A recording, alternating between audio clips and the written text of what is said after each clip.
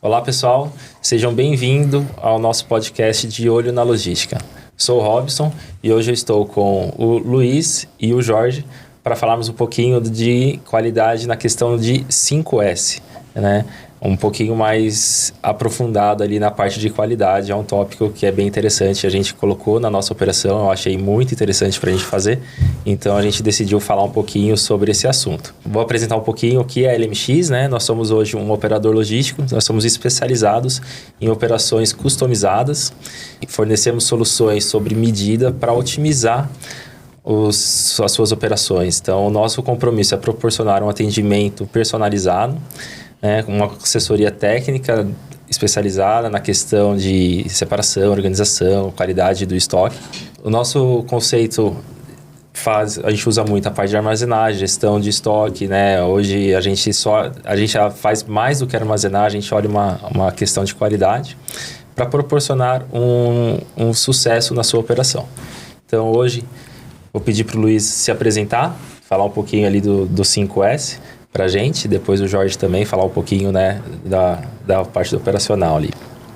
Tá bem, olá Jorge, olá Robson, bom estar falando aqui com vocês, entrando um pouco mais agora na metodologia, né, que muitas empresas no mundo inteiro utilizam, que é a metodologia de 5S, e a ideia é a gente abordar um pouco essa questão para os nossos clientes, né, entenderem o que a gente está fazendo lá. Sou o Jorge Sacramento, diretor operacional. O Luiz trouxe esse 5S para a companhia, foi de muita relevância para a gente, né?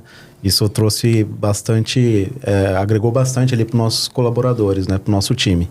Aí o Luiz pode aprofundar um pouco no 5S, os conceitos. Eu acho que é importante, primeiro, né? Acho que muitas pessoas conhecem, alguns não conhecem, né? Mas a gente, para entender um pouco da ferramenta, porque é uma ferramenta, e utilizada hoje por muitas empresas como HP, Toyota, a Nike, enfim, muitas empresas utilizam essa ferramenta nos seus processos industriais. Ela nasceu na indústria, mas ela pode ser aplicada, na verdade, em vários segmentos, né? Então, a metodologia 5S, ela nasce, na verdade, dentro de um contexto, né, que é final da Segunda Guerra Mundial, o Japão destruído praticamente, toda a sua indústria, enfim, destruído, o seu comércio, a indústria destruída, as empresas estavam quebradas, e eles precisavam se reerguer. E aí os Estados Unidos, de alguma forma, ajudou nesse reerguer novamente, né? Com algumas metodologias que eles tinham lá de produção enxuta, né? E de qualidade. O que aconteceu é que nasceu uma maneira japonesa, vamos dizer assim, né? E de ver essas qualidades como estavam sendo trabalhadas entre os americanos e trazer um sentido dessas qualidades para a realidade ali dos japoneses. É um país que precisava reconstruir. Então, os 5S eles são baseados em 5 sensos, né? 5 sensos que são aplicados. Quando aplicados na qualidade, dentro de uma empresa, você elimina despesas, gastos, né? Você ganha performance, você tem, né, ganhos de produção quando você aplica esse senso. São 5 palavrinhas que começam com a letra S, né, no japonês. Palavrinhas fáceis de falar. Fáceis de falar, né? O seiri, o seiton, o seiso, o seiketsu e o shiksuki. Então, essas 5 palavrinhas são fáceis quando a gente traz para o significado no português, né? As primeiras 3 palavras, elas têm a ver com ações táticas. Primeiro, você tem um senso de utilização. Então, você, no seu ambiente de trabalho, o que é útil àquele local e o que não é útil, né? Então, tudo que não é útil àquele ambiente pode estar produzindo um problema na sua performance, no seu desempenho. Então, você tira fora aquilo, você avalia a importância daquilo em outro lugar ou se ele precisa ser descartado. Então, esse primeiro senso de utilização ajuda nesse sentido. O segundo senso é o de organização. Uma vez que você já tirou do caminho aquilo que não é necessário, então você organiza a sua área de trabalho melhor. Você sabe aquilo que você precisa fazer. Depois do senso de organização, vem o senso de limpeza, que aí é manter o lugar limpo, asseado. Isso tem a ver não só com a própria produtividade, mas com a saúde do colaborador, com a saúde do ambiente que você está trabalhando. Então, esses três sensos iniciais, vamos dizer assim, né, são os táticos, aquilo que você precisa fazer. Os outros 2 sensos aí são mais estratégicos. Eles garantem que os 3 primeiros sejam sempre feitos, que é o senso de padronização, uma vez que você sabe que o que deve ficar no seu ambiente de trabalho, como deve ficar organizado e como deve ficar limpo, então cria-se um padrão para que aquilo seja repetido por qualquer pessoa que entre na empresa ou que comece um processo produtivo dentro da empresa. E o último senso garante também que todos vão ser cumpridos, que é o senso de disciplina, né? Que é quando a empresa ela já tem uma cultura do 5S, ou seja, as pessoas já sabem o que fazer, como fazer, quando fazer. Então é comum que quando você já implantou o programa de 5S, qualquer pessoa dentro da empresa, se vê alguma coisa fora do lugar, ela mesma vai lá e corrige, ou então ela orienta alguém que esteja cometendo um ato, né, ou praticando um ato que fuja a essas regras, essa padronização. Então, isso é o que é a ferramenta, né? São 5 sensos aplicados dentro da sua operação. Isso pode ser aplicado em qualquer lugar, né? No seu escritório, no seu Outlook, na sua caixa de entrada, nos seus arquivos pessoais, na sua casa, na sua geladeira, né? Você pode aplicar o 5S no seu quarto, né? Você pode aplicar o 5S em qualquer uma dessas realidades ou desses ambientes. Sim. O que eu acho legal no 5S é que ele traz... É um ganha-ganha, né? Que eu comento também na operação. Porque quem ganha, a companhia ganha, os colaboradores ganham, porque tem um ambiente, né? Evita risco de acidentes, porque ele vai fazer logo no primeiro S o que não é necessário, tipo, ele já vai tirar do ambiente de trabalho. Então, isso aí é muito legal na parte da operação, que o efeito ganha-ganha é muito grande. E voltando lá no início, né? Ou seja, as pessoas, quando estavam reconstruindo a indústria japonesa, elas também estavam reconstruindo as suas casas, né? Então, por que hoje você vê o Japão, um país, né, que está pronto para um terremoto? Algo inesperado. Porque ele soube lidar, né, com essas melhorias. E hoje ele já sabe como fazer um prédio que seja resistente a um terremoto. Ou seja, quando a gente começa a aplicar essas ferramentas, mesmo que a gente tenha questões inesperadas numa operação, a gente já vai saber lidar com ela de uma forma mais adequada, porque você simples, tem esse conceito já enraizado dentro da operação, né? Sim. E assim, quando a gente aplica o 5S, normalmente a gente tem uma rápida... Quando a gente fala assim, vamos começar com o 5S. A gente tem os processos que a gente faz na operação, que a gente sente uma melhoria na operação, e depois a gente tem algumas outras melhorias que vêm com o tempo, porque a gente não estava esperando esse ganho, né? Quando você implanta o 5S, você percebe que algumas questões não podem ser tratadas agora, de imediato. São questões que você vai anotar, e aí vai trabalhando a melhoria contínua, né? Então, ela é uma ferramenta inicial que starta o senso de qualidade, mas ela também garante que você trabalhe outras questões de melhorias com o decorrer do tempo. Aí entram outras ferramentas, né, que você pode ir aplicando. Por exemplo, o que a gente chama de DMAIC, né, que é defina o que você precisa fazer, mensure o que você precisa fazer, analise o que você precisa fazer de melhoria, né? Implemente e depois controle. Então, é um ciclo que você precisa fazer constantemente para que essa melhoria que você precisa fazer posterior à implantação, ela seja realizada, né? Então, há outras ferramentas que você vai aplicando durante a implantação do 5S e posterior à implantação do 5S. Então, é importante assim, a empresa tem uma cultura.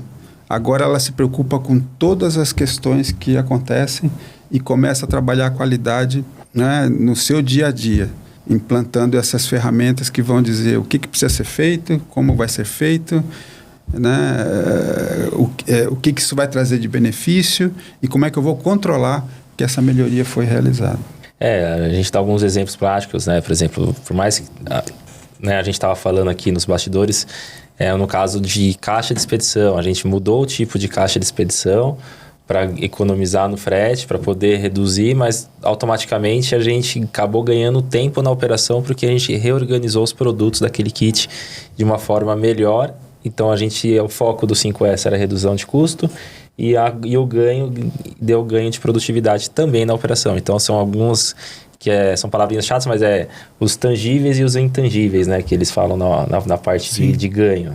Então, isso é bem interessante também na gente pensar, e quando a gente fala da questão do 5S, a gente sempre tem que estar analisando. E gera até redução de custo no transporte, né? Então, é o que a gente estava comentando mesmo nos bastidores. Toda implantação de melhoria, você tem um antes e depois, né? Então, você mede antes e mede depois. E depois. E você vai ver os resultados ali bem rapidamente. Mas tem resultados que você vai colhendo com o tempo e que você talvez nem se deu conta, né, que viriam assim tão rapidamente. Isso acontece. Falando em resultado, um case legal foi, né, teve lá em Itajaí, a gente fez a implantação. Então, o relatório que veio, a gente se surpreendeu, o Luiz fez um relatório com evidências de foto, com a equipe. A entrega do time também foi muito, muito legal. Uhum. Então, agregou muito e o time absorve muito bem mesmo toda a metodologia do 5S, né? Sim. Agora, o que vai garantir que a metodologia vai ficar? Eu acho que esse é um problema, né? Que eu acho que entra na parte de desafio, né? Acho que quais são os desafios? Que são dois desafios que eu vejo principais, né? É o desafio inicial, né? Porque a pessoa faz de um jeito e aí você muda um pouco o processo e aí até a pessoa se adaptar. Eu não sei se é isso, depois você podia falar um pouquinho pra gente qual que é o desafio inicial e depois o desafio de manter. Qual que é o desafio, o que a gente precisa fazer para poder manter essa qualidade, né? O principal desafio que a gente costuma dizer no programa 5S dele não avançar é quando a alta gestão não compra ideia. Ou seja, não parte da alta gestão. Uma coisa que é interessante é que quando eu cheguei na LMX, a alta gestão já tinha uma ideia de qualidade e ela queria implantar. Né? Então o 5S ele encaixa com uma luva quando a alta gestão está ali no que a gente chama de Gemba, né? O lugar da produção. Então é fácil a gente ver um dos diretores ali na operação vendo as dificuldades. Quando nós estávamos em Itajaí, por exemplo, um dos donos da empresa participou e tirou lixo, recolheu produtos que precisam ser descartados, ou seja, ele participou ativamente da atividade. Quando o colaborador vê isso acontecendo, ele sabe que não é um programa para ele obedecer. Ele percebe que é um programa que a gestão da empresa está vestindo a camisa. Então, os programas 5S não evoluem porque a gestão não comprou a ideia. Então, importantíssimo que a alta gestão e os gerentes estejam envolvidos em todo o processo. E dando exemplo, né? Desde a sua mesa, da sua área de trabalho, né? E todo o procedimento dele dentro da área de produção. Esse é um dos desafios. E aí, assim, eu acho que uma coisa que todo mundo pergunta, qual que é o primeiro passo para eu implementar o 5S na minha empresa? Eu acho que isso, como a gente falou, você não precisa ser só na logística, pode ser em qualquer parte, né? Em qualquer setor, mas assim, o que a gente precisa ter para poder implementar isso no nosso... O Jorge mencionou Itajaí, né? Mas, na verdade, assim, nós estamos implantando lá. O que a gente fez no primeiro momento foi um projeto prático. E é importante porque eles perceberam que funciona. Então, a ideia desse primeiro projeto prático é ver que eles conseguiram transformar uma realidade, né? Alguma coisa que estava caótica, numa coisa que agora está mais... estável, né?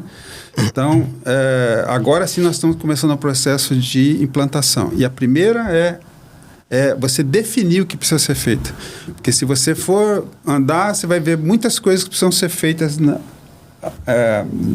na empresa. Muitas melhorias que precisam ser feitas na empresa. E a ideia não é atacar todas de uma vez, é você fazer por partes. Então, o primeiro passo é definir, né, o que vai ser feito. O segundo passo é treinar as pessoas naquilo que precisa ser feito. O terceiro passo é marcar o dia D. É o dia que a gente vai realizar mesmo e implantar e toda a empresa vai se envolver, né? A gente vai precisar fazer um bom marketing, todo mundo vestir a camiseta de que nós vamos implantar o programa. E aí depois vem o controle, né? E as auditorias internas que vão demonstrando se aquele programa foi bem implantado, se as pessoas entenderam o que precisa ser feito e se elas estão fazendo aquilo que precisa ser feito. Então, eu acho que seguindo esses passos, né, eu acho que a gente tem sucesso na implantação do programa 5S na empresa. Legal. E, Luiz, envolve muito investimento assim para fazer uma implantação do 5S? Não, e aliás esse é também um dos desafios, né?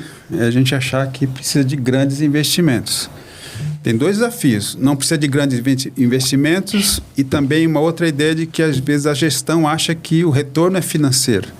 O retorno não é só financeiro, né? Então nem precisa de grandes investimentos e nem o retorno muitas vezes é financeiro. São medidas práticas, coisas simples de se fazer.